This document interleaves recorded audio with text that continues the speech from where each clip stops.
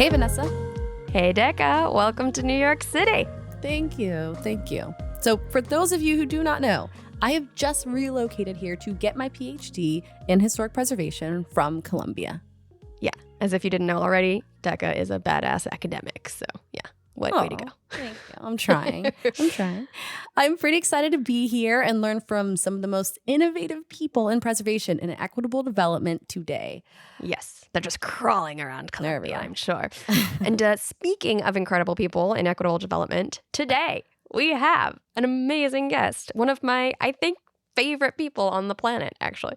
Yeah, I've only met Rukaiyah a few times, but I very much feel that too. So, As I said, today we have none other than the brilliant Rukaiyah Adams. Mm-hmm. I first met Rukaiyah in Portland, Oregon a few years ago. That was back when I was working on the City of the Future podcast, and I was producing a season all about ideas and development that could make cities more equitable. Mm-hmm. At the time, Rukaiyah was an investment banker on the board of the Albina Vision Trust, an organization set up to redevelop the historically Black neighborhood of Albina, Portland, where Rukaiyah grew up. The Albina Vision Trust estimated that after decades of urban renewal and displacement, the neighborhood's former Black residents had lost about $1 billion in wealth. Yeah, I mean, it was a ton of lost money in that neighborhood. So what I wanted to talk to her about when I went out there was this idea that they were hoping to implement in the Albina project, which was a neighborhood real estate investment trust, or a REIT, which is kind of complicated. But if you want to know more about it, you can check out that City of the Future episode. I think it's episode 17. Yes, episode 17. And you can learn more about it. So Vanessa, if you could, in a nutshell, just tell us what a REIT is. I'll try in a nutshell. We did do like a whole episode, so it's hard. But my understanding is, like for most people in this country, the primary way that you access wealth over time is through like owning your home, right? Owning property. That's like the American dream, right? But so many people nowadays cannot afford to own property, especially if you live in a neighborhood that's like gentrifying or it's having a lot of development. And so you're kind of locked out of that wealth generation for you and any future generations that you would pass on that wealth to. So the idea of a real estate investment trust or a REIT is like, what if you could buy essentially a share in the neighborhood? And so over time, as the neighborhood grows, as development comes into the neighborhood, as profits are generated from these projects, then you would actually generate some wealth, and you'd basically be investing in your neighborhood's success and generating wealth over time. So I believe that's the concept in a nutshell. Wow. Okay. Yeah. Right. That was quite a lot to unpack. So yeah, people should maybe go. So maybe folks should just listen to this episode and then, listen to the City of the Future episode, and then they will become a professional on understanding what REITs are. Yeah. Since that conversation that you had with Rukaiyah, though, she's been pretty busy. Yeah. She and the Albina Vision Trust are further along in their plans for Albina, as you will all hear in this episode. And she's founded the 1803 Fund, which is like really, really cool. She has already raised $400 million from Phil and Penny Knight. And she's just like keeps going. It's incredible. Yes. And I think that money is going to go to Albina, but also other projects that she talks about. So It's awesome. Rukaiyah is awesome. I should probably just stop telling you how great she is, because I could do that forever. I'd just let her speak for herself. So we should probably just get to this interview. Oh, yeah. Well, okay. But before we get to the interview, we should mention that we discussed Vanport in this conversation. Oh, yeah. Right. So maybe people need a little primer, but for those who missed our trailer, which we aired in May, a bit backstory about Vanport. It was a temporary wartime housing campus, basically a city built on the floodplain between Vancouver, Washington, and Portland, Oregon during World War II. Right. It was made so that the workers of Kaiser shipyards could come work on the ships for the war effort and also live nearby with their families. And it attracted workers from across the country. It was white Americans, Black Americans, Japanese Americans, Indigenous Americans, all stripes. And surprisingly, only the residential areas were segregated. The common areas and the schools were integrated, which was very unusual for the time period. Yeah, especially in Oregon, which was a very segregated place, right? And the diversity did help create a pretty tight-knit community there. Unfortunately, however, in 1948, the community was essentially wiped out in moments by a massive flood. Most of the Black folks in Vanport ended up moving to Albina. So the two locations have pretty strong ties, which Rukaiyah explains beautifully in this interview. And we are currently working with a nonprofit, Vanport Mosaic, to create a podcast about Vanport and the experiences of its Black, Japanese, and Indigenous American residents and descendants. And hopefully we'll weave the story of Albina into that work as well. Yeah.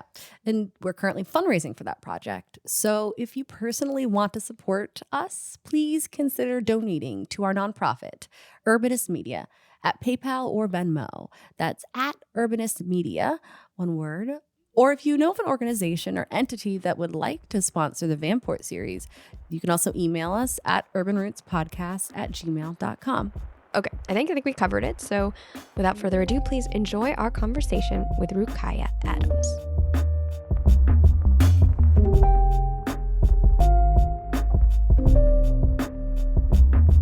Hi, Rukaiyah. Thank you so much for joining us today.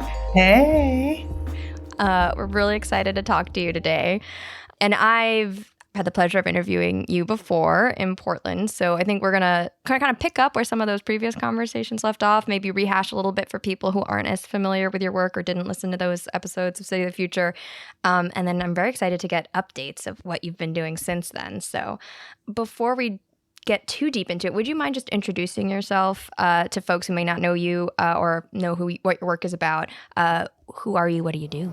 Sure. My name is Rukaiyah Adams. I am in the fourth of 7 generations of my family in Portland, so I'm a Portlander to place me on the planet. My brief description of myself is that I'm a bossy middle-aged lady, an unapologetically bossy middle-aged lady. That's where I'm headed, hopefully. Middle age is amazing, Vanessa. Yeah? Okay, amazing. good. Yeah, oh my God. As long as you kind of lean into it, don't resist it. I mean, Yeah. and around your age, you have to choose what kind of middle-aged lady you're going to be. Like, are you going to be the keep it sexy forever lady? Are you going to be the plant lady or the cat lady or whatever? I decided pretty early I was going to be a plant lady. Nice. Anyway, Bossy plant lady. Bossy plant lady.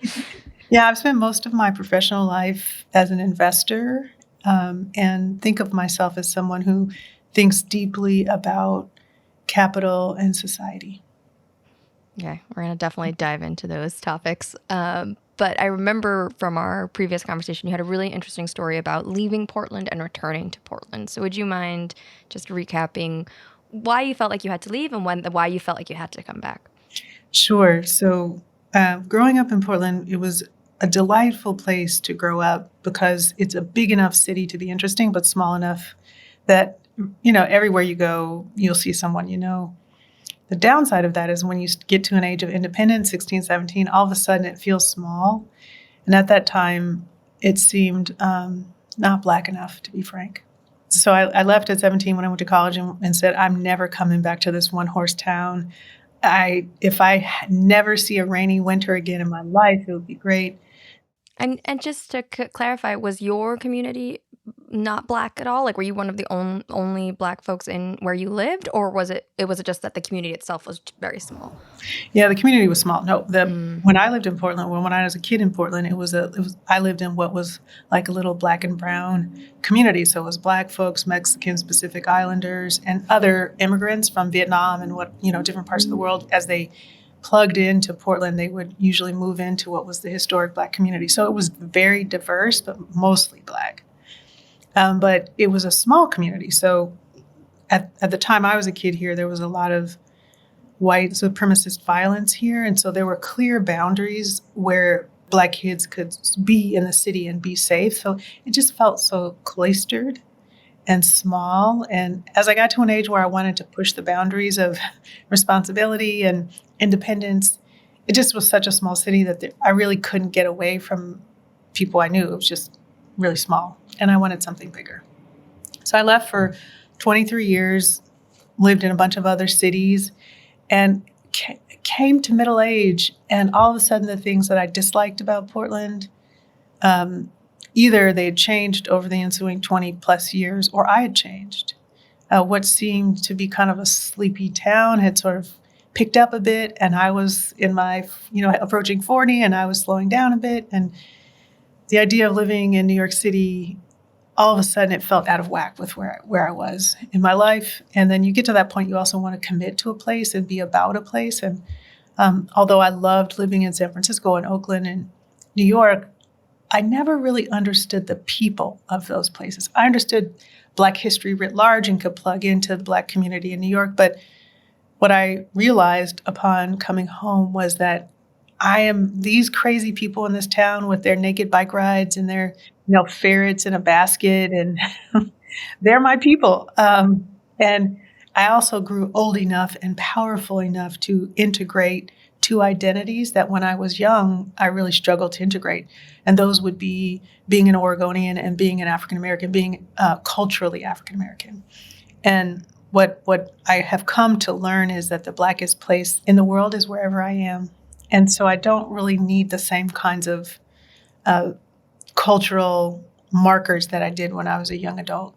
So I came back home after 23 years, and it was a challenge because I had moved into a different economic class. The food I ate changed. How I recreated changed. What I read changed. And so there were so many differences between the kid who left, who had grown up in public housing, and the Juris Doctorate who came back home as an executive.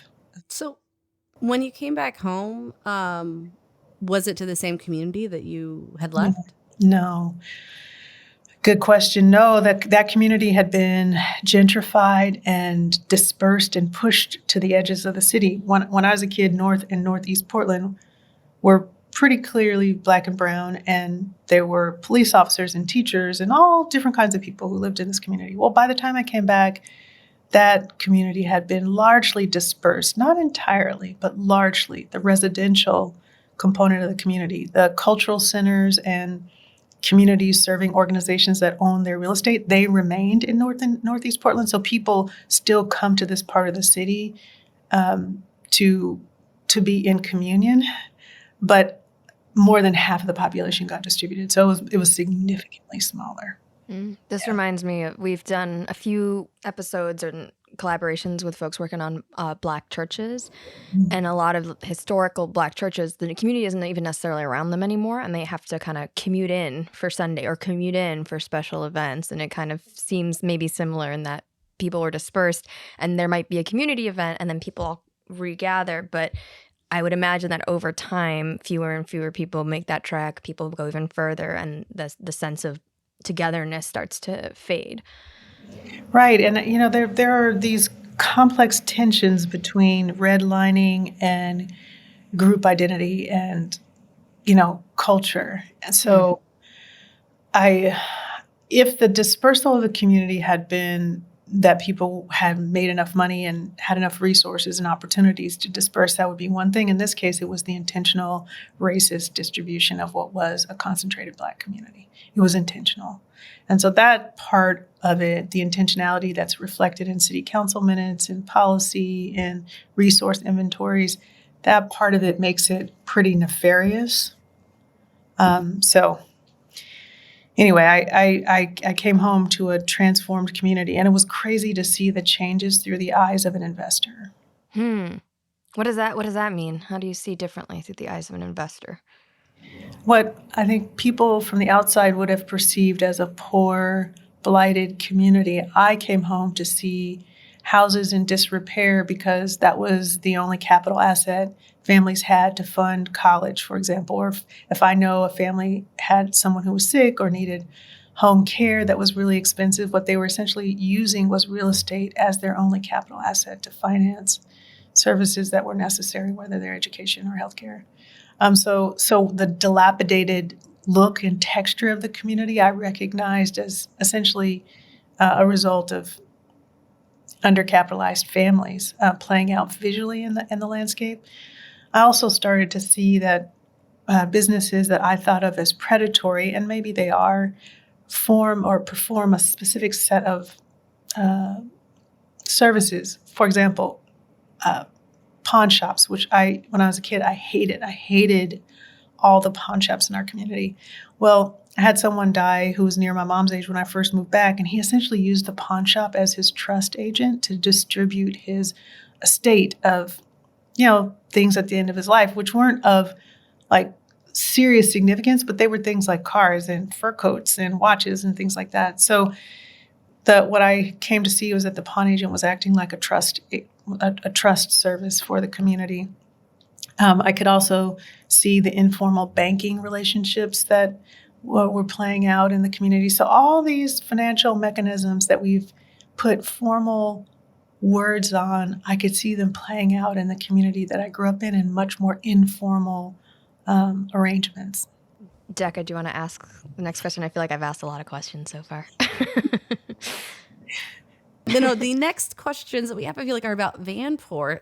From the last time that we spoke, you said Vanport was in your DNA. Could you explain what you meant by that?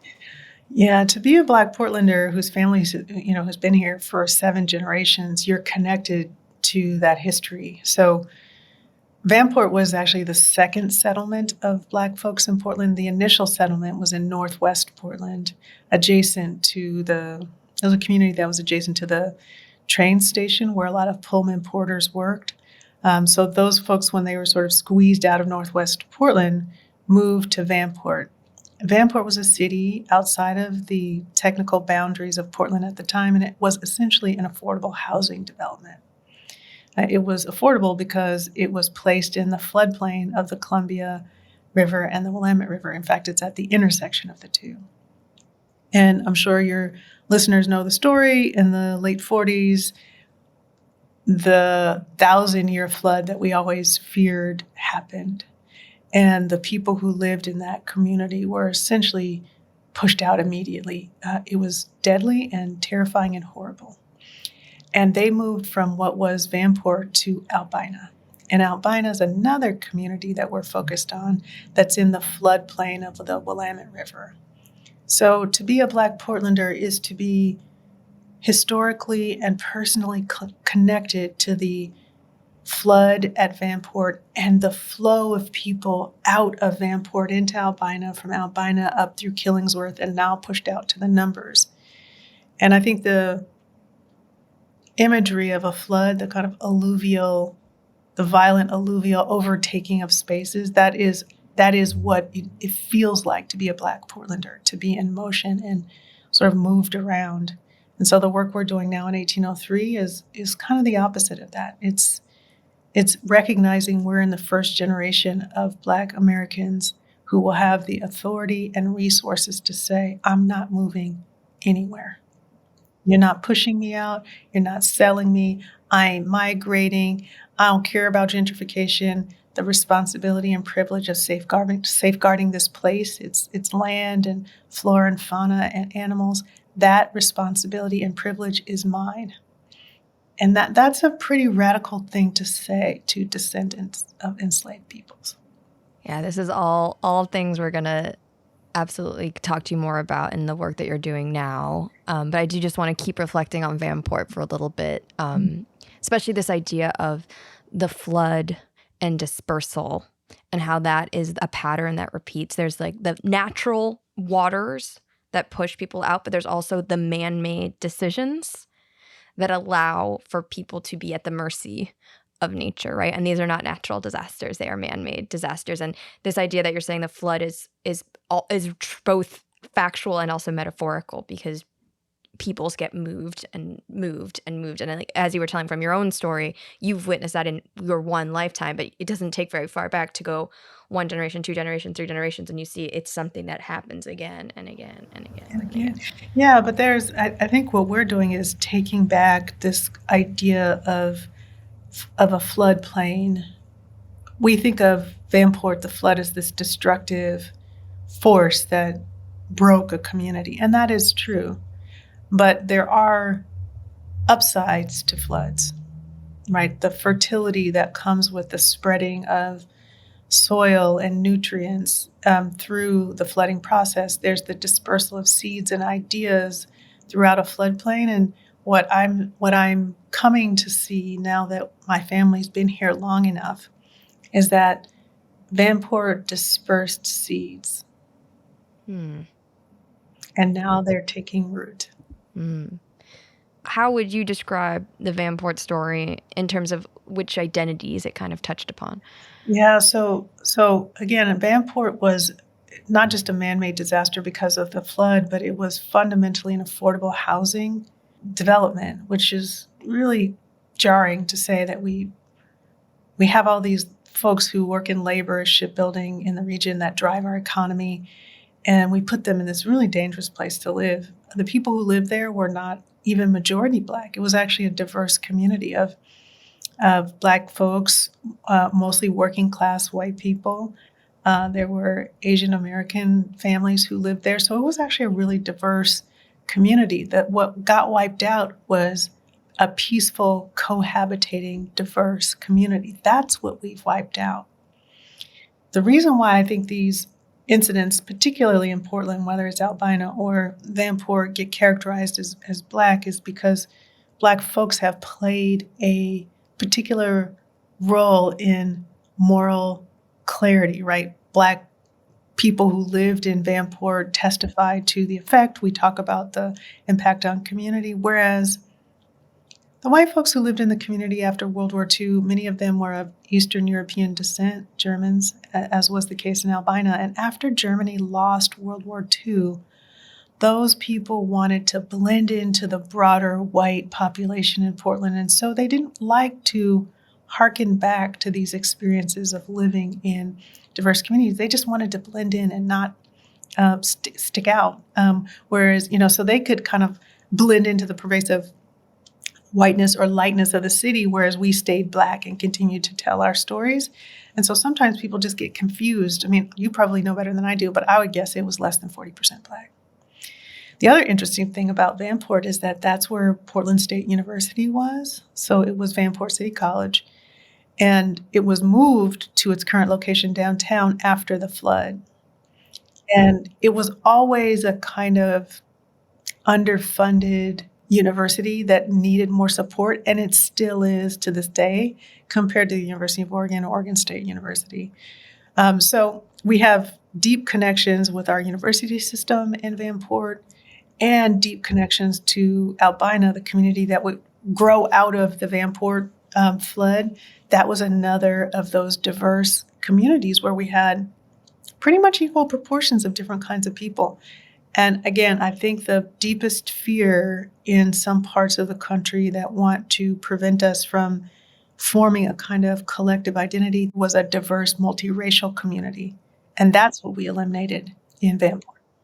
After the war, and most people left, so between the war and the flood, it was about 1/3 African American, and actually that's the thought process that I wanted to kind of hear more about from you about what and how that story is connected, to you and your experiences, but really also specific to the Albina area. Because I believe you have connections to the Albina area yourself. Could you explain a little bit about, what happened after the flood in terms of the population dispersal back into Portland and the African-American groups that ended up coming to Albina? And I mean, were there other minority groups that utilized and came into the Albina area as well? Yeah, so it's so interesting. There are 3 populations in Portland that have been intimately connected historically that we don't talk about openly. The first is the African-American population and the Eastern European white population. Sometimes those folks were Jewish, sometimes they were German, but those were a lot of the young servicemen who were white who lived in Vanport. If you ask them what their ethnic background was, many of them were of Eastern European descent. There were also a lot of Japanese Americans who were there. And the combination of Japanese immigrants, Eastern European immigrants, and Black migrants from the South, the reason why those groups were there and needed affordable housing is that Portland's economy was transforming from a really natural resource-driven economy to an industrial economy between 1920, say, and 1960. And the economy needed welders and, the skilled tradesmen that were around the world. And so that's how we attracted Eastern European technical people and the Black migrants out of the South. Almost all those men were Pullman porters or welders or shipbuilders and technical people of one kind or another. Right. And I would imagine that that's partly why Portland was booming, was because where it was like geographically located and by those deep rivers, I would imagine that there were kind of like big ships coming in and out, right, at that time? That's right. So our waterways are the thing that enabled the economy to transform into an industrial economy, but it also made life in the city really tough for poor people. So you know about the flood in Vanport. Well, Albina at the time was in the floodplain of the Willamette River. Albina is just east of Vanport, essentially, straight east on the Willamette. And that was in the floodplain of the river. So there were these Black workers, shipbuilders, living on the edge of the waterway and building things that were sent out into global markets using the waterway. So the rivers are a really important part of being Black, and that's the connection of Vanport and Albina. Here's the other thing, Tekka. Many of the folks whose families moved here with the wave that mine did, although Black folks have been here from the beginning, okay? So York was Black. The general manager for Hudson's Bay Company was of Caribbean descent. Black folks have been here long before statehood. But in the big wave of us, folks came from North Louisiana, Oklahoma, and North Texas. And they came from that part of the country because that's where Black men were trained in these specific trades that were valuable in World War I, Korea, and World War II that also were very valuable in shipbuilding. So they migrate, and they literally, like my family, left the Red River in Louisiana where they would supplement their diet with fishing and, sort of country farming, and ran west and tumbled to the east bank of the Willamette River. And it was the river and its similarity to the Red River in Texas that really attracted a lot of people to the region. So ironically, the biggest danger and the biggest magnet were the same. And also it's interesting, the Willamette River, the lower Willamette, the part that's in Portland, is a Superfund site. Today, because of the industry and what it left behind. So in addition to, being in the floodplain, the water in 1930, 40, 50, 60 was horrible. We were dumping coal from a coal-fired power plant near where OMSI is today. There was shipbuilding and shards of metal dumped into the river. There are old images of Portland where there were things called scow villages where poor, mostly white people actually lived on the river. So their waste flowed directly into the river. So it was really not an awesome place to live. Like if you had any money, you want to be away from the river. So it's this interesting connection that we have to it. Yeah, I think so Dec and I went to Portland in May to go to the Vanport Mosaic Festival, which they do every May to memorialize the flood and also to celebrate the stories and the descendants. And I took her basically on the same route that you took me when we went the year prior. And I don't know if you remember, but there's like a picture. I think we used it as the art for the episode, but there's a picture of you and me on that bridge, right? And so I took Dec on that bridge, and we looked over to the right, and I'm sure you also have this like vividly in your mind's eye, but there's these like silos, these train tracks, and piles of what we assumed was coal. And we looked over, and I was explaining like, this, spoiler alert for this episode, but this is what Rukaiyah is working on. She's going to transform this area, this whole Albina neighborhood, and it's hard to imagine what can be when you're looking at something so industrial and it had a smell, like an odor, And one of the things we really wanted to talk to you about was like, how do you recover a land that has been so abused, for lack of a better term, by industry, right? By human activity that has not taken nature into account and certainly hasn't taken the human population into account that is like cohabiting with this industry.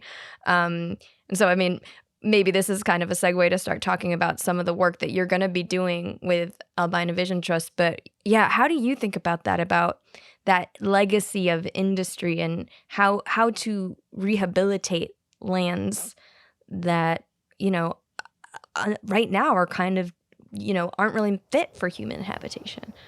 Yes. Oh gosh, this conversation we're going to wander here a little bit. Yeah.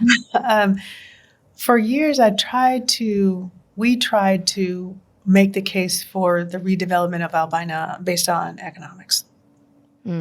And maybe actually it's worth going back a little bit and explaining to folks like how that all started for you when you started to think about the redevelopment of Albina in the first place. Actually, if I've you been don't thinking mind. about it. Yeah, girl, I've been thinking about this my whole life. Yeah. I said at 17 I wanted to get the heck out of this one horse Mhm. town, but the town never left me. And as I Mm. made my way around the world, I started to think, why can't we do that in Portland? I went to college near Minneapolis, and there were all these interesting things in downtown Minneapolis, skyways and walkways and other ways of engaging the city without being on the street level in the rain. So I started thinking about it then. I studied in Chicago as an undergraduate, studied affordable housing and public housing and the dismantling of Cabrini Green and the effect that had on the Black community there. And so I remember sitting in Chicago in the 90s. At that time, Nicole Hannah-Jones was a beat reporter for one of the newspapers in Chicago. And I remember reading her writing, thinking about Portland and affordable housing, because I grew up in public housing and was noodling on it. Anyway, and then certainly by the time I made it to New York, I was living near the Harlem Children's Zone and thinking a lot about the way Harlem was transforming around the lives of children. And that was kind of the breakthrough for me mentally. And it was, of course, years later when I got to Meyer and I had the money to begin to test some of the ideas that I had, that the work really started in earnest. But the Albina Vision work started, I think, 8 years ago. We initially came together to plan the redevelopment of the area right around the Memorial Coliseum and the Moda Center, the sports facilities for Portland. I quickly took that committee over, bossy middle-aged lady style. I was like, "Oh hell no, we're not building. This is not going to become LA Live. It must reflect the community that was here." And so, over the course of years, we learned about the history, and the group slowly started to focus on redeveloping Albina, reflecting the history and deepening the connection of Black people to Portland. It took us years, Vanessa, to get there. I wouldn't say I was really clear when we started, but I'd say 2 or 3 years in, what became clear to me was that what we did to the river, we did to each other. It was polluted and disregarded, and in some ways, just what we did to our river, it's almost like pure evil. I don't know how we could ever think what we did was okay. In the same way, I don't know how we could ever think putting thousands of people in affordable housing in the floodplains of 2 converging rivers was a good thing. In the same way that I can't imagine that the kind of racism and redlining and hatred that our Black and brown communities experienced here, that we ever think that was okay. So what I'm learning is that if you ever wonder if a community is crazy and racist, look at their waterways. Because the way they treat their environment will reflect their cultural values. Anyway, that's a long-winded way of saying I've been thinking about this for 25 years, and I'm just now in positions of power where I can do things. I can fund things. I have enough influence to say to people, hey, look at this thing. It's important. Whereas when I was younger, I was just sort of contemplating what I might do when I got to this time in my life. That's incredible. I mean, I know I personally want to know how you got there, but we just stick on the focus of hearing what you're doing exactly and diving more into that. Yeah, maybe picking up. You said so you're in the committee. You're bossy lady in the committee. How do you get from there to what you're doing today? Well, a couple things. So my great great grandmother, when she came here, rented an attic apartment from a German family right about where the Memorial Coliseum is today. And the day she arrived, she wrote in her Bible, "Dear God, I hope I've made the right decision in bringing my family to this place." And she was looking west over the Willamette into what is the Pearl today. And she was a garment worker. So she would every day get up, put a kerchief on her head, and either walk or ride her bike across those bridges that you guys probably crossed on your walk into Portland. And that view of the city from Albina was her view, imagining a beloved community. And something about coming back and having done well enough that I could take some financial risk. I could take some reputational risk. Coming back and realizing that this woman migrated across the country around my age, right? She was middle-aged by the time she got here, and prayed that she made the right decision, and she did. She made the right decision because 3 generations later, I have a Juris Doctorate. And I thought, if she could talk to me, what would she want from me? Now that I've done well enough, like, what is all this for? What is my education for? What is my good health for? And it's not to accumulate more shit. I can only be in one room at a time. And I don't have children. That's the other thing, is that I have time. I have some time that other women in my age group don't have. I'm getting emotional here talking to you guys. But the thing that really made me kind of take over was thinking about her life. She had a son who was killed by a police officer, which is why they left the South. She never got to go beyond 2nd grade. And she knew that our family needed a radical change. She probably wanted to engage the power structure, but couldn't. And you know what? I can. And so, like, all of a sudden, not doing anything was unacceptable. And not being brave, totally unacceptable. So it was that. It was imagining her. Oh, it's so cute that you're getting emotional. I love it. Yeah, it's so meaningful. It's like you hear her. It's like you hear Yeah. her. Yeah, and she lived a long life. So her name was Inez Davis, and this is my great-grandmother, not my great-great-grandmother, but when I was a little girl, I was a bossy little girl, and one time she called me into her living room and basically said, "Hey, I need you to stay bossy. You're gonna be my great-grandchild who goes to college and does okay." And so I just think about her life, what she saw, and that my life is even better than she could imagine. Like, it's great. I mean, it's great to have the kind of educational authority to walk into any room in the world. I'm not intimidated. I feel capable. Oh my gosh. I love that she told you to stay bossy. How many little girls get told to stop being bossy, right? How many little girls are like, get in line, don't speak up. Like, I love that she told you from a young age, just stay bossy, because you've lived it. Like, that's how you started. Stayed bossy. But I grew up with a bunch of bossy, badass women. So my great-grandmother was amazing. My grandmother ran, businesses. She was basically a COO at a garment factory. My great aunt Margaret Carter was the first elected woman to the state house. Like, I grew up around a lot of women who were really bossy. So I really had nowhere to go. Like, there was no other path for me than just, like, being a badass woman. Like, the Davis girls don't play. And that's just... Okay, so I feel like... back to the story. Okay. Yeah. Because I feel like a lot of people are like, are going to be very inspired, but they're also going to be like, but what did you do? Like, how did you do it? Because I want to do it too. Like, you're going to inspire them. We got to give them some brass tacks. How the heck did you go about from like, okay, I have a legacy here. I got to stay bossy. I have work to do. Like, I have a background in like investment. Like, I know how things work. Yeah. Like, what did you do to really get people to start to change things? Well, the first thing was I claimed the boat. So one thing, there's this like millennial thing that's happening where people are like, if you want to invite you to the table, bring your own chair. I'm like, no. You control the table.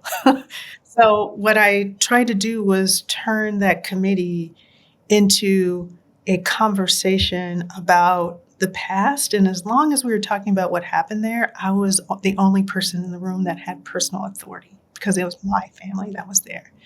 And so once the work is rooted in a shared understanding about the past, and the people who are connected to that have a kind of authority that no one else in the room has. Ooh, I just want to pause on that for 1 second, because a lot of times we get asked, like, what is the value of our work? Like, what is the benefit? And I don't know, Deck, if you wanted to speak to this, because I just feel like you just in a couple words just kind of establish like there is authority in surfacing and connecting with history. Time, yes, and that is the Black experience. Is the most clear leaders know that they're on an arc, and their role is to bend it, right? And I think anchoring work in history, at least some past, gives you an awareness of the arc and makes the other people get onto your arc so that you're not in theirs, right?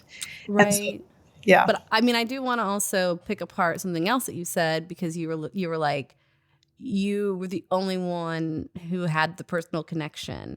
And I think that's also what's really powerful. It's like the history component, but that you're bringing that to the table. You're explaining to people that, yes, this is in fact how it is. And that would make any sense, that should give people authority. And that's why, like, when we do our work, we try to find the person in the community to be the steward and help, really drive the good work that we want to do in a way that's like basically just supporting them. Like, that's what we want to do. Yeah, it's interesting you say that, because one of the things that was hardest early on for me was being the center of the thing. These movements need a charismatic leader who's willing to be kind of punched in the groin and shoved around, right, and called stupid for a while. I mean, the first 3 or 4 years of the albino work, people said I was crazy to say that there will be a Black population here in 50 years. Like, they literally were like, this will never happen. And some of the most cynical people were from my own community, right? And so my second point is, once you tell everyone it's your canoe and they get into your canoe, then you have to be willing to be the leader. And that is really hard, right? That early leadership is a statement of vision. And women are dissuaded from being visionaries and saying, this is the way we need to go. So that the second thing for me was getting comfortable with that. And then the third was, in the canoe, people get in for different reasons. They can be in for different reasons, but sometimes you got to push them out of the canoe. And the pushing out is it usually is one reason, is that they're undermining your progress. So some people got into our canoe for Albina because they like architecture. Some people did it for social justice reasons. Some people did it because they wanted to program the waterfront. There are a few people on the team who are environmentalists and want us to focus on the river. My thinking was, I don't give a shit if you guys agree with the deepest of my motivations. As long as your oars are in the water and you're rowing in the direction I want you to row, I really don't care why. And so that's another thing that I think a lot of young leaders get wrong. They want the motivations of their fellow travelers to be theirs. No. When you're rowing, it doesn't matter why the person, they don't need to be your best friend. When you get to the other side of the river, you might not stay in the canoe together, but you got to get to the other side of the river. So that's the other thing I learned, is that let people join the movement and the work for whatever reason they want. Over time, they will gravitate toward, I think, those convergence toward purpose. And that certainly has been true for Albino. And then the last thing is, like, maybe two more things. As the charismatic leader, you have to be willing to get punched in the groin, and you also have to be willing to throw some punches. People punched me hard, and there's a gender component in our culture that's patrilineal but matrifocal, and hitting up against some of the roles that women typically play in leadership versus what I wanted to do. I had to get comfortable with that. And the last thing, I'd say number 5, is that all of these require money. And so I'm bringing the money. I know that you also have the 1803 fund. What's the difference between the 1803 fund and the Albina Vision Trust? Yeah, totally different organizations, although born out of a common nucleus. So Albina Vision is a nonprofit focused on the planning and redevelopment of Albina. The 1803 fund is a fund. It's a financial institution focused on redeveloping Albina, but not just the physical cityscape, also the social infrastructure of the city. So as the community was dispersed and moved around, churches, our now have a geographic displacement with their congregations. We got kids whose families live in Vancouver, Washington, or Beaverton, who lie about their address so that they can go to school in the historic Black community. So that our social infrastructure was destroyed in addition to the community. So that needs reinforcement. So 1803 is a mix of philanthropy and conventional private investing. We'll be investing in real assets in the Albina neighborhood and sharing our profit in education, placemaking, and culture and belonging. So totally separate organizations. And to the extent that the two work together, we'll have to do it at an arm's length. Okay. And when did you start the fund? Technically, the entity was formed in February of 2023. The discussion about creating it started in April of 2020. Just as the pandemic started, I sat down to write the business plan for what would become 1803. Yeah. And was it born out of, were you having trouble fundraising for the Albina Vision Trust? Is that where it was coming from, or what was? No, there were two things I saw. Some of it was personal and some of it was technical. In doing the community investment plan for Albina Vision, it was clear we needed to bring capital to bear onto this plan. We couldn't just keep petitioning our electeds for public capital. We needed to bring the heat. So is that what you had been doing up to there? You'd been getting public allocations for the projects that you'd been doing? It was a combination of philanthropy and public capital. And the public capital was planning money, so it was like small money. But to really do this work, I could see that we need billions of dollars. I'd need to bring to bear billions of dollars. So that's when I started to think about it. I also was thinking, somebody should do this, or somebody really should do that, and somebody really needs to get to this. And I realized I was that somebody. The bossy lady. Yeah, because the thing that needed to happen was to take concepts of finance and apply them not just to home economics, but to a neighborhood. I mean, it's often difficult for people who have high finance training to double click down to the neighborhood level, mostly because it's not profitable. So people who had my job usually don't spend their free time doing Albina Vision type work, but because I love it so much, I did it. So anyway, I could see that I needed to bring to bear money, that I was probably the person who could bring the capital and laser focus it down to the neighborhood level. I feel like philanthropy, I felt like it could be so much more effective. And as the chief investment officer at one of the largest foundations in town that was run really thoughtfully, it still felt too conservative. And that behind closed doors, these institutions really are oriented toward the pile of money, not toward the community. And so I needed to find a mechanism that would deploy the capital into community and not spend the majority of my time protecting the pile of money, right? That was the difference, or hoarding the money. So I was thinking deeply about philanthropy and about investing, and I saw that we needed someone with my skill set and that we needed a lot. Yeah. And here we are. Well, I guess one question is, how's it going so far? It's harder than I thought. I was reluctant to step into the CEO seat. So in 1803, I'm the CEO. When I wrote the business plan, I wrote it with myself as the chief investment officer. I loved being a CIO, Decca. I loved it. It's amazing. I love moving capital around. I love having the big purse. It's fun. I didn't want to move out of that role. But Mr. Knight, when he committed the money, basically said, I'm not going to commit the money unless you step up. And for those who don't know, who's Mr. Knight? Mr. Phil Knight, the founder of Nike, who is also a Stanford Business School grad. I'm a Stanford Business School grad. But he basically said, I'm not funding this unless it's you. And I was like, nope, see you later. And then a few months passed and Wait, you really said no? No, I was like, no, I don't want to do this. I love that. This is something Deck and I talk about all the time because, we're still in that small, scrappy nonprofit stage where we don't feel like we're in the position to say no to money. But that's really not how to think about it, because you can't take money that isn't aligned with with your values or what you're trying to do. And so I don't know. I'm always very inspired by people who say no to money. It's very hard for me to do. Yeah, I just wanted. I didn't want. It was hard. I wasn't sure I wanted the smoke, to be honest.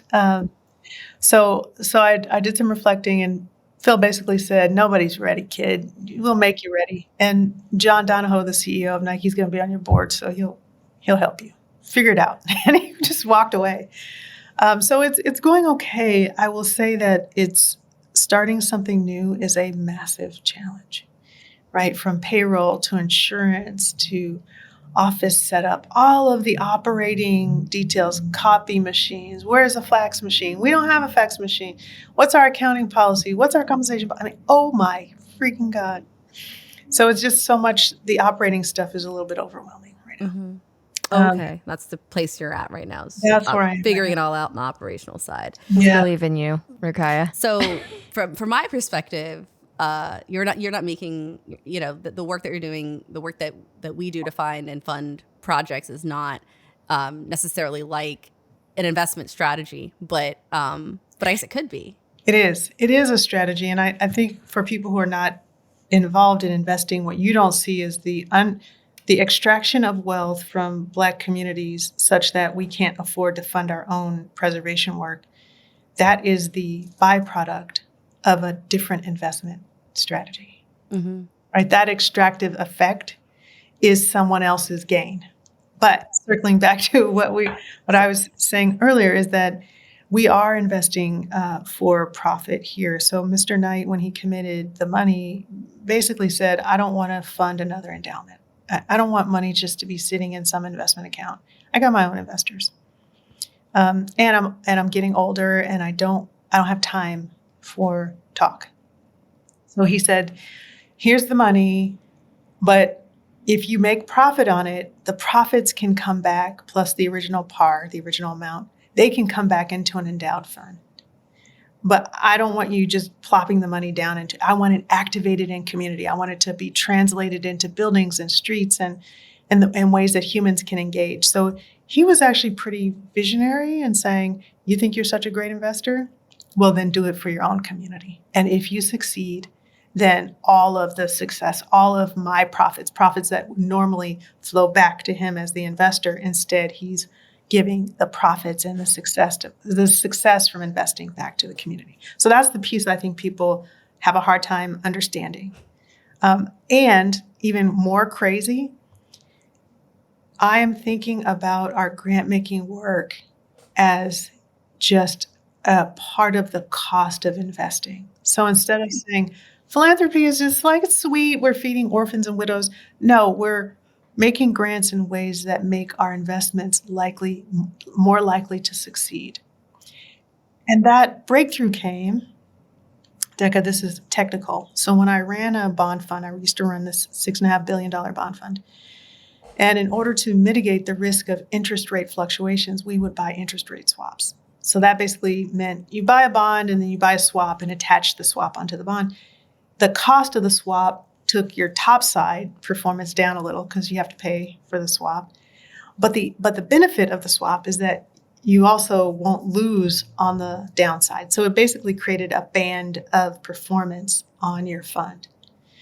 Well, most communities don't see the work of nonprofits and social services as the equivalent of the interest rate swap. They think it's an expense, a standalone expense, and it's not. So if we are going to invest in affordable housing, that investment will more likely succeed if we also staple onto it some services for the people who live there, a streetscape that's safe, design that reflects, love and support in community. So I'm thinking of our philanthropic work as improving the likelihood of investment success. I love this. Love that so much. I just have to get a clarifying question here, because I'm not as familiar with the financial aspects in terms of the investment component. How exactly do people put money into a community-oriented project and then get a return? Like, what is exactly the return? Yeah, so it could be both financial, quantitative, and qualitative. So we structured 1803 as a nonprofit corporation at the top, and the nonprofit owns a wholly owned subsidiary LLC at the bottom. So I'm agnostic about whether capital comes in as a charitable donation at the nonprofit level or comes in as an equity investment at the LLC level. It all comes in to me. It doesn't matter to me. And the reason why we wanted to set up this structure was that there's lots of money sitting in DAFs. I don't know if you've been watching what's happening, but wealthy people are building up all this money sitting in donor advised funds, and it's actually not moving out. And that's because most opportunities come to those people as charity. But in this case, if we invest in the redevelopment of Albina, there are capital assets in there that we could hold, multifamily housing. In the case of Lower Albina, there might be water rights. There could be rights of way if any government needed to pipe below the neighborhood. So there are all these real assets that you actually can hold and deliver a return on. So those folks who come in at the LLC level may be impact investors. Maybe they are just people who live in this community and want to invest. So that's how we've set up a system that doesn't fuss over the motivations of the capital. Again, I built this canoe. I don't really care why people are coming in. Just come on in because the canoe's going in the direction that I want it to go. That's so cool. Yeah. So let's talk about that then. So when I met you in 20, was it? Before the pandemic. Was it before the pandemic? 18. Oh my 19. God. Okay, fine. Before the pandemic. Okay, at that point, you kind of put together, I think, a proposal for what you wanted to see in Albina and the redevelopment. I think you had that you had started the Albina Vision Trust already. You had, I think, already hired Winta as your executive director. Winta, how did you pronounce her last name? Johannes. You'd already hired Winta Johannes as your executive director. But I don't think you had yet actually developed like the architectural renderings. You hadn't started getting the money together. So would you mind just basically catching me up? Yeah, so the 5 things I mentioned before that helped me when we started with the canoe. Once we got going, there were some things I learned. And one of the important things I learned is you hire someone young and smart, you strengthen them, and then get out of the way. Like out of the way. Winta needed a pat on the back, a snack, and a little encouragement, and boy, did she take off. It was amazing. So in the ensuing period, we have developed a community investment plan, deep partnerships with our metro and regional and county governments in the planning of Albina. We've moved on from the initial community investment plan that was a high-level design. Now we're down to brass tacks, developing literally lot by lot in the area and choosing what will focus the first phase of development on north of Broadway. So we're down to brass tacks now. Also thinking about the ways that we've advanced, thinking about the ways that the work in Albina will benefit the broader city. And we think we should take on the river cleanup, moving that faster. So we've been fighting in the region for 40, 50 years on cleanup of the Superfund site, and it really hasn't moved. But there also haven't been populations of color in the discussion who come to the table with power. So we've made a lot of progress in thinking about the impact of environmental issues on albina and Black populations in general. I'd say the last 5 years, that's been the biggest focus for me. The freeway, which runs through the city, and understanding what diesel particulate and pollution does to the people who live around the freeway has sort of radicalized us and turned us into Black environmentalists. And then thinking about the Willamette River as a Superfund site, really almost all of the Black population of the state of Oregon recreates with the Willamette River in the Superfund area. Get this, even worse, when I was a kid in Portland, we actually didn't recreate in Albina on the river because that part of the city has been raised and lifted above the level of the river. There's a 30-foot difference between the edge of the river and the actual water. But where we would go are these shipping channels near where Vanport was. So Delta Park out there. Yeah. Kelly Point Park, those are shipping channels. Yeah. And so Black and brown children are kind of recreating and playing in these channels that are not designed for children in recreation. Every year someone would drown because of the undertow caused by ships moving through these systems and kids swimming out into shipping channels in a dangerous way. So the other thing I could see as an adult was that we cannot send working class Black and brown children to shipping channels to recreate. We've got to find a way to bring the river and its healthy care or its thoughtful care into the albina work.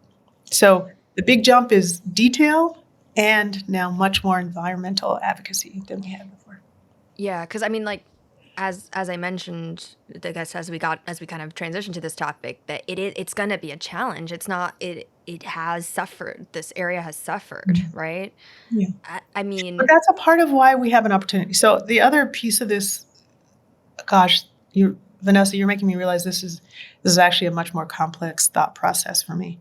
So I'm staying in Oregon, partially because I'm connected to it, but also because I believe the states with abundant natural resources, including water, for the next 50 years will be the wealthiest parts and most powerful parts of the country.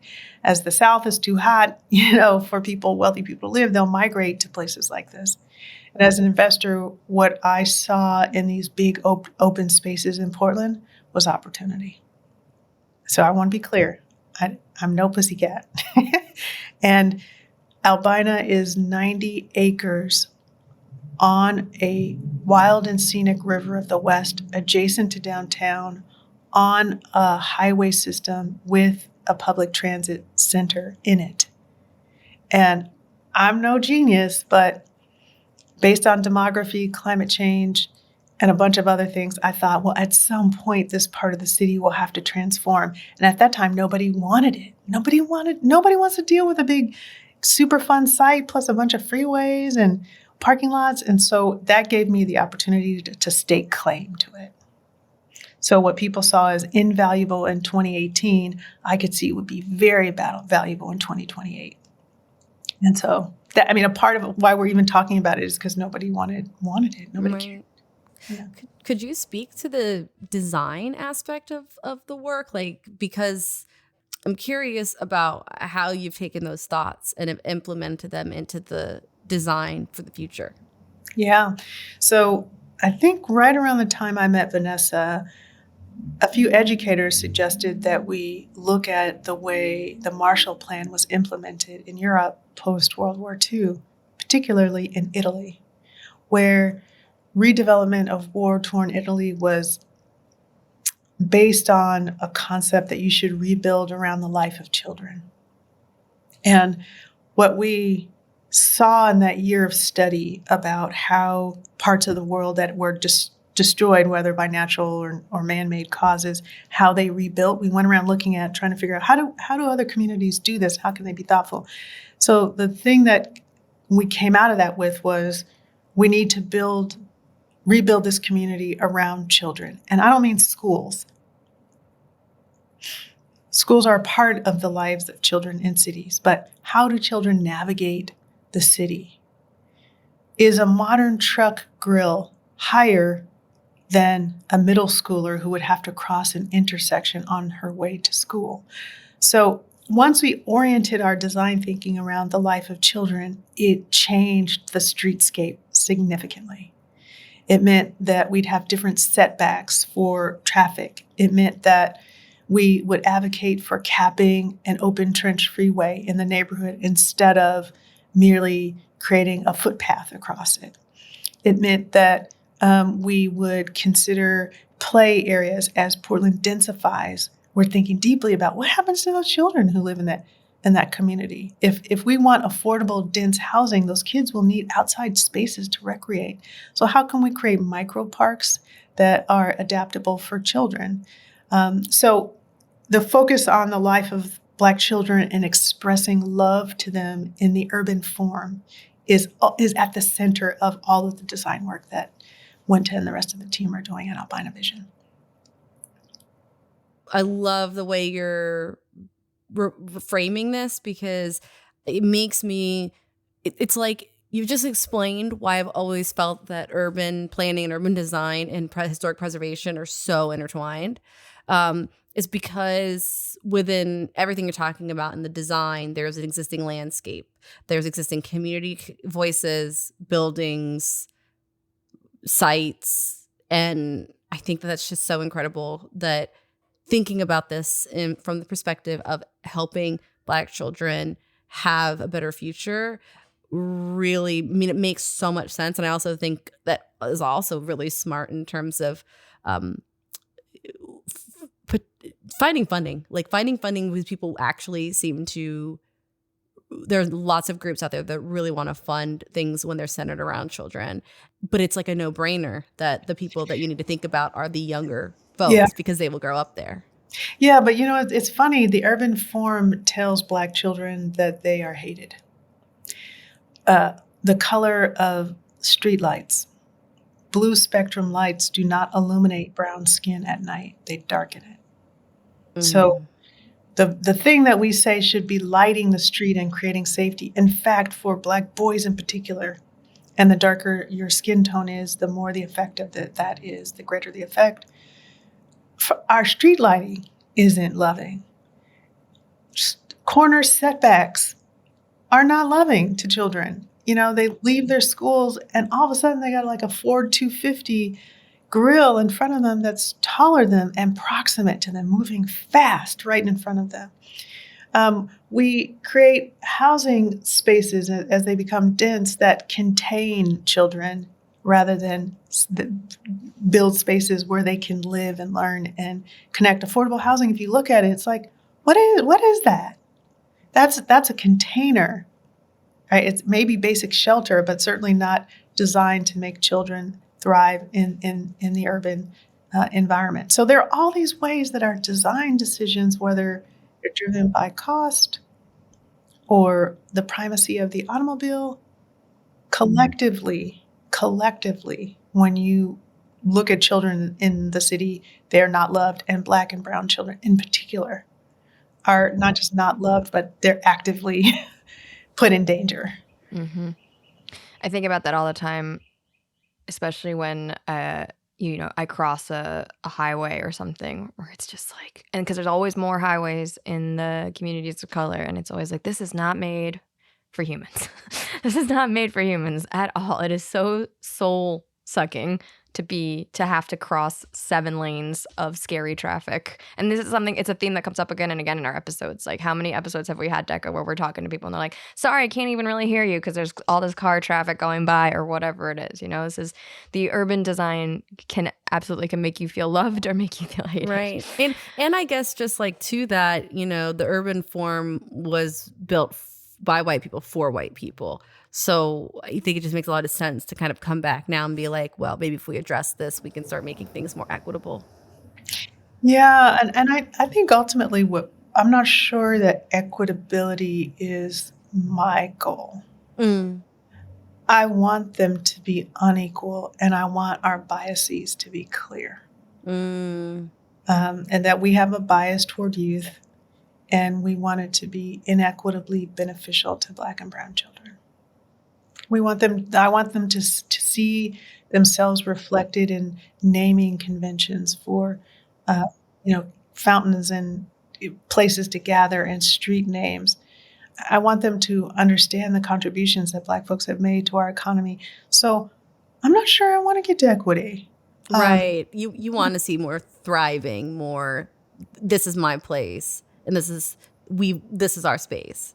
Yeah, because we're talking about a physical space, but again, in Black history, we've been running and moving and stripped of indigeneity and tumbled to the east bank of the river.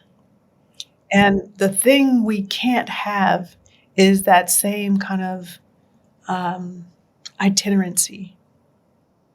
And to have that reflected not just in the household, but in the community, that means the monuments, buildings, and design have to reflect a more diverse population. Can we also talk a little bit, because I think one of the reasons I talked to you the first time was because you were already then thinking about ways to bring wealth back to Black Portlanders in particular, who had been robbed of the opportunity. In your own family, you saw this. Your family home had been demolished to help create that stadium. to help create, that was a very positive way to put it. Yeah, it was demolished in order to create a stadium that was not for you, right? Your home was taken, or your family home was taken, and your family was denied that opportunity to have wealth accumulate over the generations, right? And so this is something that I know you were thinking about then. As you're imagining the redevelopment of Albina, how are you thinking about that now? How will the development of this neighborhood bring wealth back to Black Portlanders and allow them to start creating more wealth across generations? And if it's okay, I would say you're also welcome to reflect back on that story that Vanessa was referencing if your family is important to the conversation. Yeah, so when my great great grandmother arrived here, she rented an attic apartment in that neighborhood. So we were such new migrants at that time. We really didn't own any property until they moved in the next wave of gentrification to the next neighborhood near Killingsworth. But the short answer to the effect of the displacement on the Black community is we estimate about $1 billion of wealth was stolen from Black people and the Black community in the use of eminent domain to modernize Albina. I mean, the community. Can you say that number again? We estimate it's about $1 billion in current value. And again, circling back to my earlier comment, coming home and seeing the community in new light, the deferred improvements on people's homes, the kind of shabby look of an underinvested community, well, that's because it's been stripped of wealth. With each push out, further out from the city, an equivalent amount was essentially taken from the community. So it started with the $1 billion in Lower Albina, and I would guess the impact of the gentrification of North and Northeast Portland and the push for people to go further out, it's probably about the equivalent in terms of community wealth. So we've done our best to estimate what the number would be, and we know what it is. It's fucking staggering. It's staggering. Can you imagine this little Black community having $1 billion more of wealth, what that would mean for PTAs and, neighborhood cafes and bars. And so we know that was stolen from us essentially collectively. $1 billion is a lot of money. It's a lot of money. And that's when people say, oh, it's going to cost a lot to redo this. We're like, yeah, we know. We know it's going to cost. But so two things have happened. I think about wealth much more broadly now. So the financial piece of it is a big piece of it. But again, the access to the river and the ability to recreate and have clean air, that's a form of wealth. After the 2020 social justice protests, we know now that public safety is a form of wealth. So I've sort of expanded my thinking about wealth. But the one thing I want to be clear about in the work that we're doing in Albina is that we probably won't be able to directly benefit the people who were harmed. We won't be able to find, every family that got totally screwed over and make them whole. We won't be able to do that.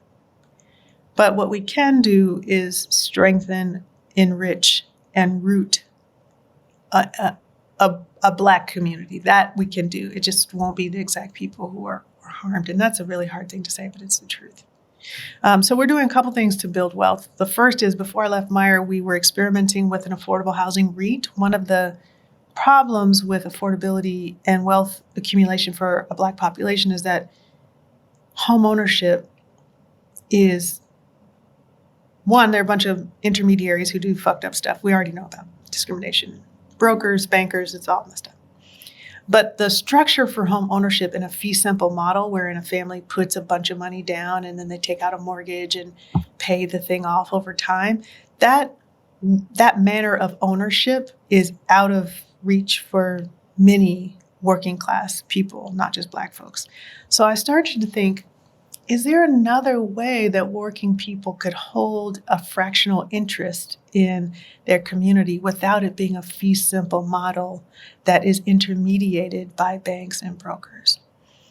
And so we've been experimenting with a REIT concept so that working people can invest incrementally through their 401k or their IRA into real assets in their own community to help develop wealth. So they don't have to own the whole apartment, but they can own some shares of a REIT that holds the apartment building, for example.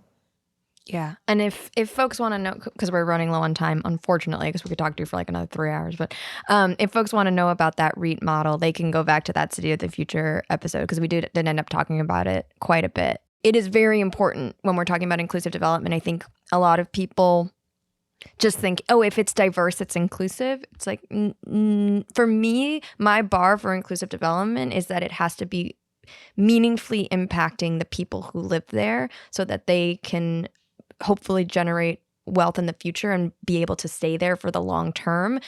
And I think the fact that you're thinking about these things on these lines is very important to iterate, because it raises the bar on inclusive development projects across the country. So I just want to make sure that we say that and establish that. But yes, please continue, Rukaiyah.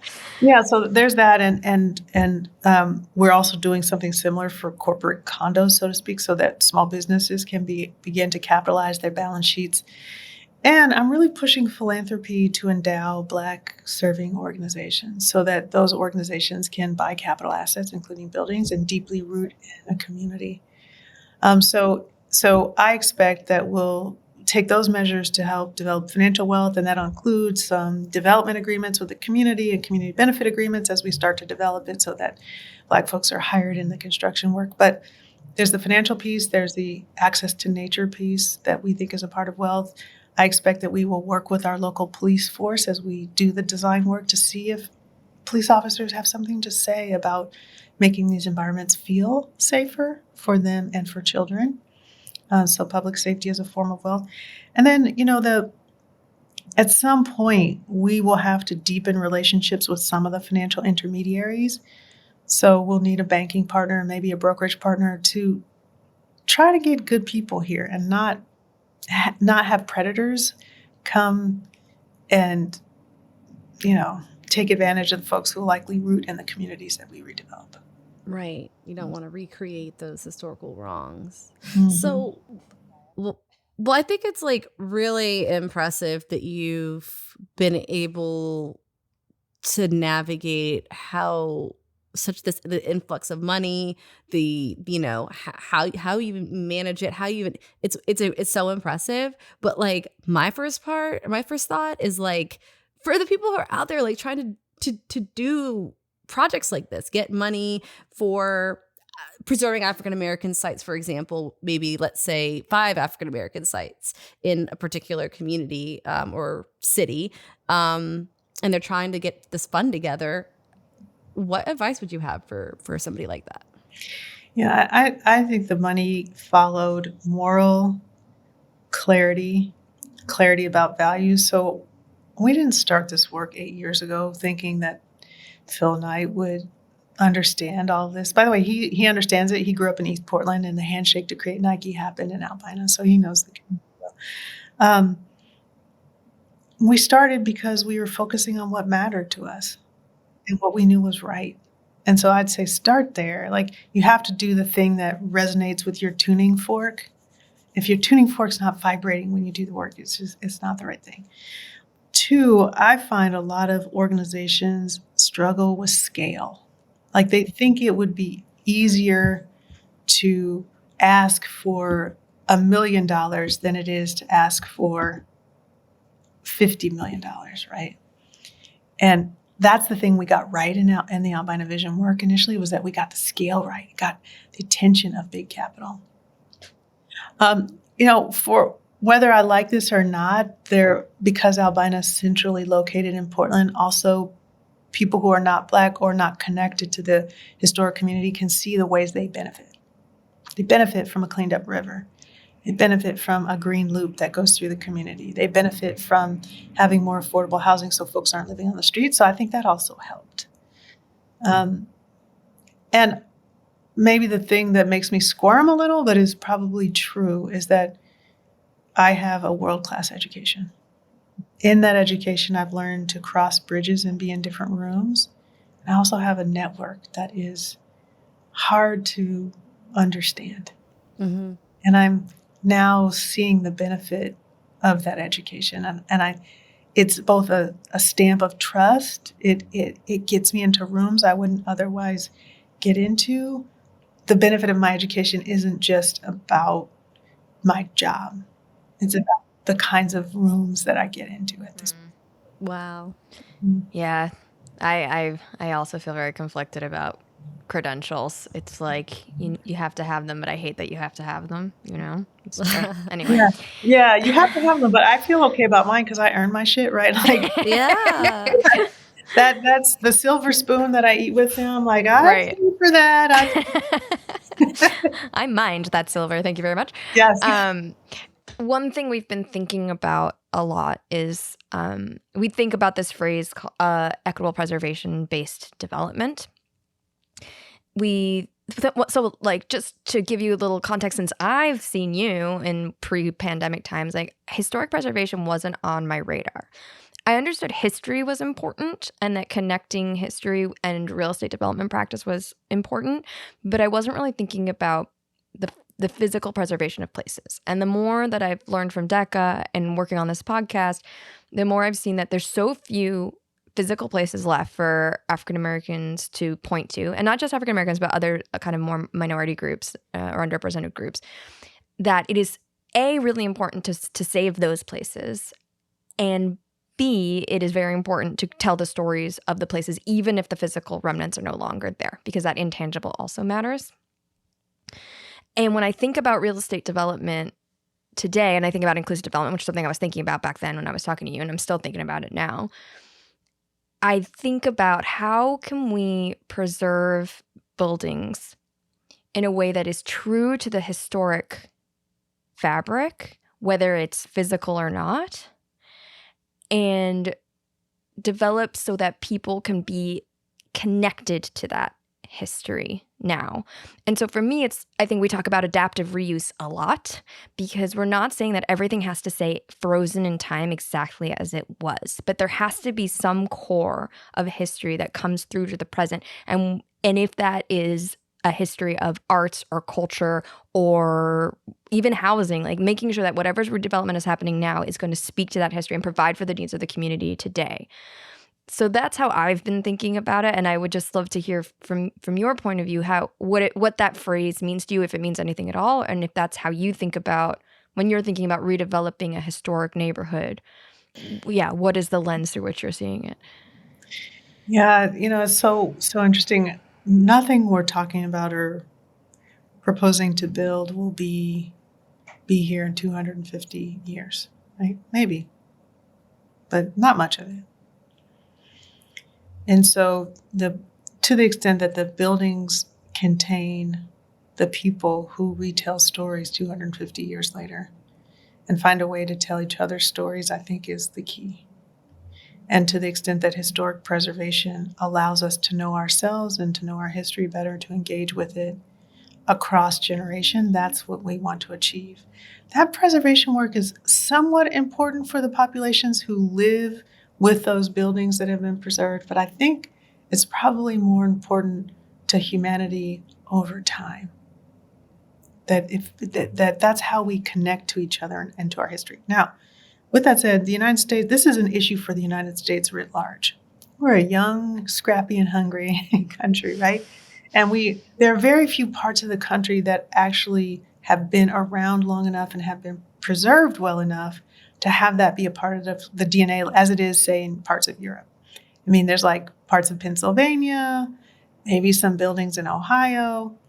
But on the West Coast, the climate just over 200 years just strips down whatever construction happened here. So I think the key is to adaptively reuse enough to visually remind us of our connection to the past, to engage with our collective history and future. That's the key, is to engage the human population in togetherness.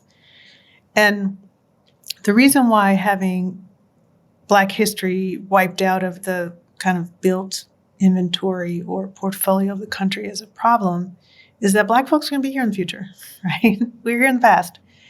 And if we are not smoothing the memory over time, we start to abuse each other and undervalue each other. So I think there's the built environment is a memory book of human experience that we need to visually engage with, not just narratively. So that's what's on my mind about adaptive reuse and thinking about what will be here. I mean, I went to what's that town in Pennsylvania? There's like a little town where people live in 200 or 300-year-old houses.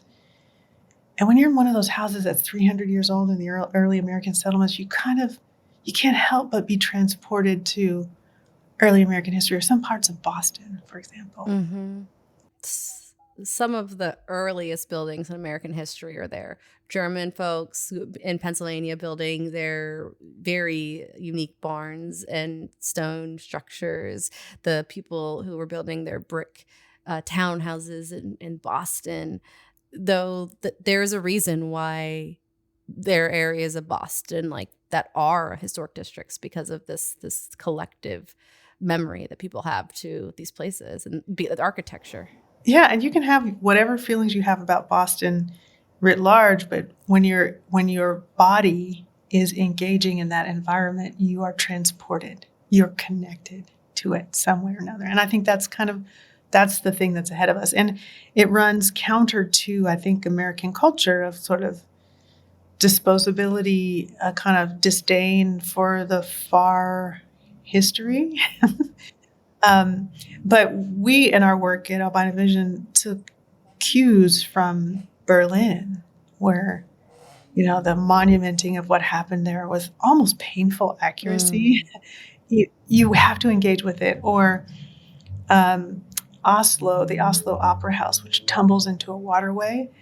And the placement of that opera house forces you to think about the water, to think about the connection of Northern Europeans and Scandinavians to seafaring. So I think it is really important, but the importance isn't in the brick and mortar. It's in the bone and the tendon and the memory. Right. No, I feel you there. It's just like it's so interesting that the preservation community focuses so much on the tangible when the collective memory is definitely what I want to value and be able to continue to strip out of sites and places. And I think in this particular case, because when we started this conversation kind of talking about the river and the flood, I think as much as the built environment is going to be a beautiful reflection of the history, I also think that the reknitting of a connection to the water and the way that nature is going to be reclaimed, rehabilitated on this site, I think is also a callback to potentially kind of indigenous histories, right? And like the way the land was before we kind of put industry in a way that was, as you said, put it, Rukaiyah, evil to the river, right? And that is also a part of the reconnection. And in that case, it's not even necessarily, I mean, it will kind of be actually of the physical recreation. It might not be buildings, but it's going to be the landscaping. It's going to be the urban design. It's going to be a way of building on the land that is light and in communication with the river. And I think that's also a strong reflection of the history of the site as well. Mm-hmm. Yeah, I don't believe that we can want to heal the river and how we regard it without wanting to heal our communities and how we regard them. I don't. You cannot do those in isolation. Mm-hmm. So yeah, I think the river and the community and the built environment and the intermediation between the built environment and the river, that's where the seam is where there will be lots of exciting opportunities. Thank you, Rukaiyah. This was awesome as always. It's always such a pleasure to talk with you. Thank you. Yes, and can we talk again in a year when 1803 is full blast and. Yeah, anytime you want to talk. Yes, we would love to talk. You were so impressive. So, I mean, you might know that and also whatever. But, thank you so much. Thank you for listening to this Urban Roots episode, and a huge thanks to Rukaiyah Adams, Chief Executive Officer of the 1803 Fund. Your hosts are me, Deqa Hussein Wetzel, and me, Vanessa Quirk. This episode was edited and mixed by the brilliant Connor Lynch.